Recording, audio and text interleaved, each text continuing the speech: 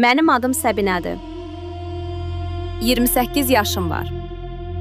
Nişanlımın adı isə Cavidandır. Onun 33 yaşı var. Cavidan əslində çox mərd, zarafatcıl və yaraşıqlı oğlandır. Məni elə əzizləyir ki, özümü dünyanın ən xoşbəxt qızı hesab edirdim. Amma son vaxtlar evin havası dəyişmişdi. Toyumuza az qalmış, hər şey alt-üst oldu. Bir gün qayıtdı ki, Səbinə, daha bəsdir. Mən belə yaşaya bilmirəm. Ananla eyni damın altında qalmaq istəmirəm. Donub qaldım. Ona baxıb dedim, ay Cavidan, bu nə sözdür? Anamın bizdən başqa kimisə var? O mənim canımdır. Gedəcək yeri yoxdur. Mən öz evimdə özümü qonaq kimi hiss edirəm. Rahatlığım yoxdur. Ürəyim quş kimi çırpınmağa başladı. Bir tərəfdə can yoldaşım, o biri tərəfdə anam. Cavidan son sözünü dedi. Seçim elə. Ya mən, ya anan. Mənə tez cavab ver. Bunu deyib qapını çırpıb getdi. Elə bil başıma qaynar su tökdülər. Bizim adət-ənənədə ana-ataya baxmaq müqəddəsdir. Anamı seçsəm, neçə illik sevgim, gələcək həyat yoldaşım gedəcək. Cavidanı seçsəm, anam bu yaşında kimsəsiz qalacaq. Mətbəxdə əlim ayağım əsə-əsə qabları yuyurdum. Birdən fincan əlimdən düşüb çilik-çilik oldu. Anam səsə gəldi.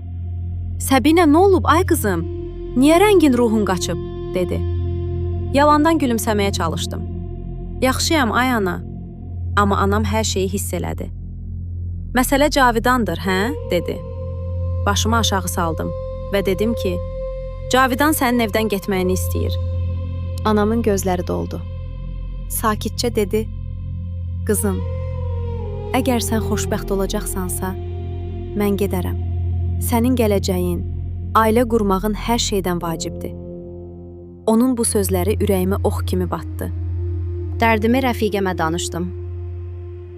Rəfiqəm qayıtdı ki, Səbinə, sevən adam sənə belə ağır şərt qoymaz.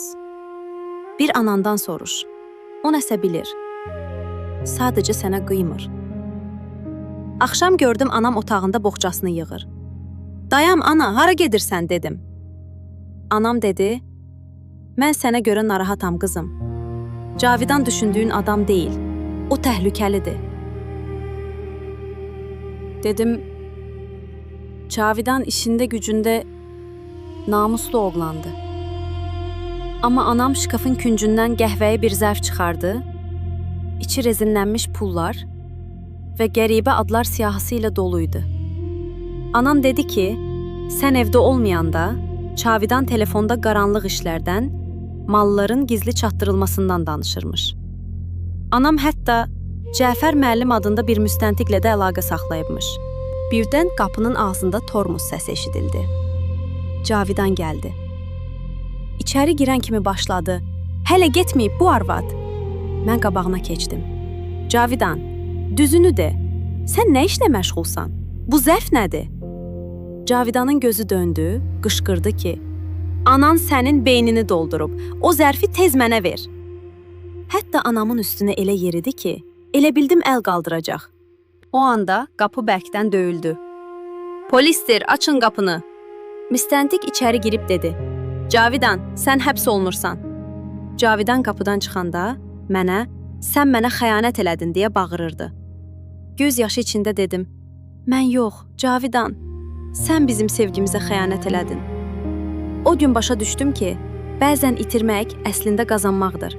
Təhlükəli adamdan vaxtında canını qurtarmaq ən böyük xoşbəxtlikdir. Əgər hekayəni bəyəndinizsə, like etməyi, rəy yazmağa və Hər Şeyşünas kanalımıza abunə olmağı unutmayın.